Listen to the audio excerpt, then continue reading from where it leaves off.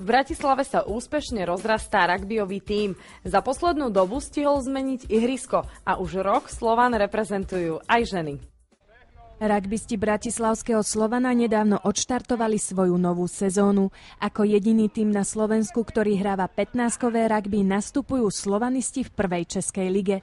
Od septembra minulého roka funguje v klube aj juniorský a ženský tím. Rugby je šport pre každého. Je to úplne jedno, akú má váhu, je úplne jedno, akú má výšku, či je to chlapec chudý, chlapec, ktorý má takú nadváhu, chlapec, ktorý má 1,30 m alebo 1,80 m. Rugby v prvom rade treba používať rozum. Základ je mít chuť do kontaktního sportu. Rovnako ako pri americkom futbale sa jedná o taktický a v prvom rade kontaktný šport. Rozhodujúcim okamihom je preto pre psychickú vyzretosť najmä schopnosť udržať adrenalín na uzde. Stane se, že chytne i nějaký ten pohlavek, úder pěstí a většinou rozhodčí chytí toho, co oplácí.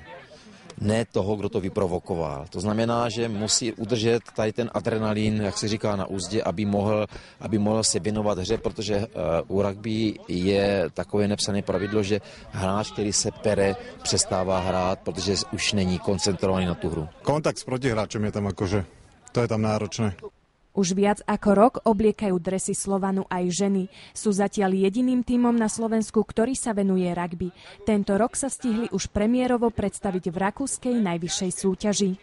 U tých žien sa môže hrať od 17 do koľko vládže vlastne. My sme to vlastne začali hrať od našich chlapcov, ktorí hrajú rugby už viac rokov a tým, keď sa chceli zapísať do slovenskej reprezentácie a ísť ďalej, potrebovali juniorský a ženský tím, tak vlastne to vzniklo, dá sa povedať tak, že frajerky rugbystov sa zobrali, že poďte si to skúsiť a začali sme volať nové dievčatá a tie také silnejšie to vydržali. Nahovorila ma na to kamarátka, sa zakladal klub a zháňali dievčatá, tak som sa pridala k ním. Na tréningoch možno, že čo je najťažšie? Na tréningoch zvládať to všetko a vydržať až do konca a naberať tú kondíciu.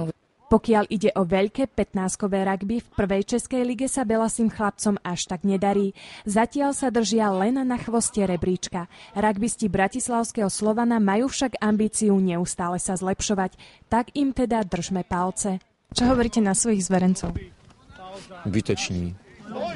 Kluci jsou snaživí, dávají do toho srdce.